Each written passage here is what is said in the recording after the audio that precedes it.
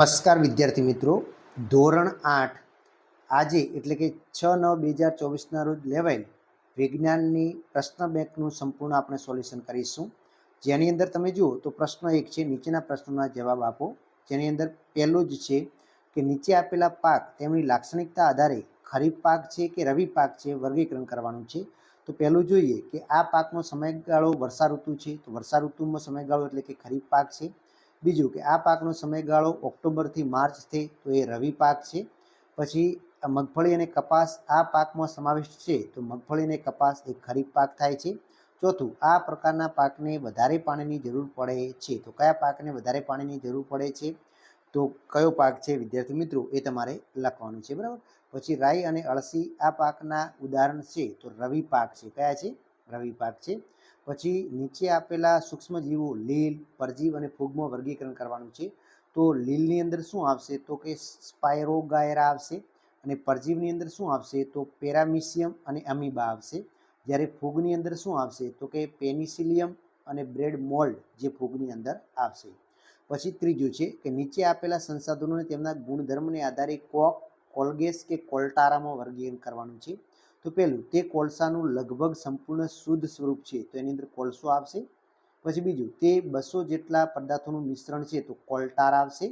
પછી ત્રીજું, તે કોલસામાંથી કોક બનવાની પ્રક્રિયા દરમિયાન મેળવવામાં આવે છે, તો કોલગેસ આવશે ત્રીજામાં. ચોથું, તે સખત, છિદ્રાળુ અને કાળા રંગનું પદાર્થ છે, તો કોક આવશે. અને પાંચમું, તે કાળું ઘટ તથા અણગમતી વાસવાળું પ્રવાહી છે, તો કોલ્ટાર આવશે. શું આવશે? કોલ્ટાર. એના પછી જોઈએ નીચેના પ્રશ્નોના કારણો આપવાના છે. તો પહેલું છે, અળસિયા ખેડૂતોના મિત્ર કહેવાય છે. તો કે અળસિયા જમીનની અંદર રહીને જમીનને ખોદીને ઉપર નીચે કરે છે. આથી જમીન પોચી બને છે અને તે સેન્દ્રિય પદાર્થોનો ઉમેરો કરે છે. તેઓ કેટલાક નકામા પદાર્થોમાંથી ખાતર બનાવે છે, જેને વર્મી કમ્પોસ્ટ ખાતર કહેવાય છે. આથી કહી શકાય કે અળસિયા ખેડૂતોના મિત્ર કહેવાય છે. બીજું, અંજનાબેન અનાજનો સંગ્રહ કરતા પહેલા તેને તાપમાં સૂકવે છે. તો કે લણેલા દાણામાં વધુ ભેજ રહેલો છે. જો તરત લણેલા પાકના દાણાને સૂકવ્યા વગર સંગ્રહ કરવામાં આવે તો તે બગડી જાય છે. માટે સૂક્ષ્મજીવો દ્વારા તે નષ્ટ થઈ જાય છે અને બીજા કુરણ માટે ઉપયોગી બનતા નથી. આથી સંગ્રહ કરતા પહેલા દાણાને તાપમાં સૂકવવા પડે છે. માટે અંજનાબેન પણ અનાજનો સંગ્રહ કરતા પહેલા તાપમાં સૂકવે છે. ત્રીજું છે, ખોરાક હંમેશા ઢાંકેલો રાખવો જોઈએ. જી હા, તો કે ખોરાક ખુલ્લામાં રાખેલો ખોરાક સૂક્ષ્મજીવોથી દૂષિત થાય છે, તેથી ખોરાક હંમેશા ઢાંકેલો રાખવો જોઈએ.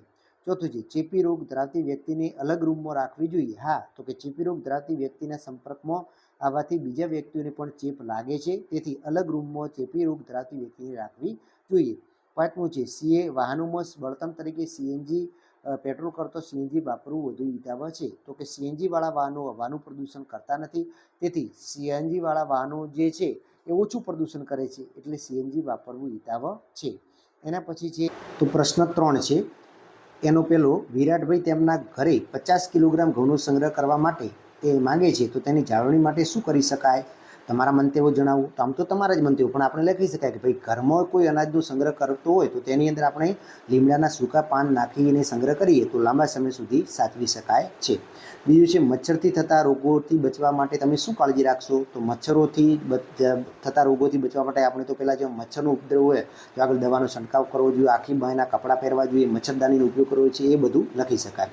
એના પછી ત્રીજું છે, રોશનીના ખેતરમાં પાક સાથે કેટલાક બિનજરૂરી વનસ્પતિ ઉગી નીકળે છે, તો તેને દૂર કરવા રોશનીએ શું કરવું જોઈએ? તમારા મંતવ્યો જણાવો.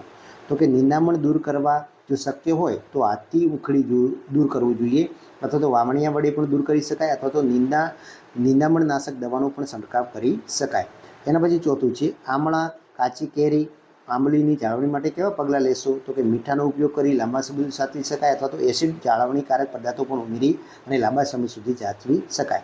પાંચમું છે, કુદરતી સંસાધનો મર્યાદિત છે, તેની બચત કરવા કયા કયા પગલાં લેશો? તો કે વિવેકપૂર્વક ઉપયોગ કરવો જોઈએ, વધુને વધુ બિનપરંપરાગત ઉર્જા સ્ત્રોતનો વપરાશ વધે તે માટે પગલાં લેવા જોઈએ. પછી કોલટારનો વ્યવહારમાં ઉપયોગ કયો કયો થાય છે? તો કોલટારમાંથી મળતા નિપજો ઉપયોગ રોજિંદા જીવનમાં વપરાતી ચીજવસ્તુઓ ઉત્પાદન પ્રાથમિક ઘટક તરીકે વપરાય છે, અને સાથે સાથે સંશ્લેષિત રંગો, દવાઓ, વિસ્ફોટક સુગંધિત દ્રવ્યો, પ્લાસ્ટિક કે પેઇન્ટ, ફોટોગ્રાફર માટે પણ અથવા તો છત બનાવવા માટે પણ તેમાં વપરાય છે. અને રસપ્રદ વાત તો એ છે કે ફૂંદા અને જીવાતોને દૂર કરવા માટે વપરાતી ડામરની ગોળી પણ કોલટારમાંથી જ બને છે. એના પછીનો પ્રશ્ન 4 છે, જેમાં કુદરતી ખાતરના ફાયદા જણાવો. તો કુદરતી ખાતરનો ઉપયોગ જમીનનું બંધારણ સુધારે છે, તેમજ તેની જાળવણી અને ક્ષમતામાં વધારો કરે છે. તે જમીનના પોષક તત્વોની પૂર્તિ કરે છે. બીજું છે ફુવારા પદ્ધતિ સમજાવો. તો આ તમે સ્ક્રીન ઉપર જોઈ શકો છો અને સ્ક્રીનને વિડીયોને પોઝ કરી અને તમે લખી શકો છો. એના પછી સૂક્ષ્મજીવોના ઔષધીય ઉપયોગો પણ તમે સ્ક્રીનને પોઝ કરી અથવા સ્ક્રીનશોટ લઈને લખી શકો છો. પછી નાઇટ્રોજન ચક્ર આકૃતિ દોરી અને તમે વ્યવસ્થિત સમજાવી શકો છો. આ પણ ચોપડીમાં આપેલું જ છે. એના પછી મૌલિકતાના પ્રશ્નો છે કે વાહન ચલાવતી વખતે પેટ્રોલ ડીઝલની બચત કરવાનું તમે શું કરશો, જમીનની ફળદ્રુપતા જાળવવા માટે શું કરશો, બરાબર.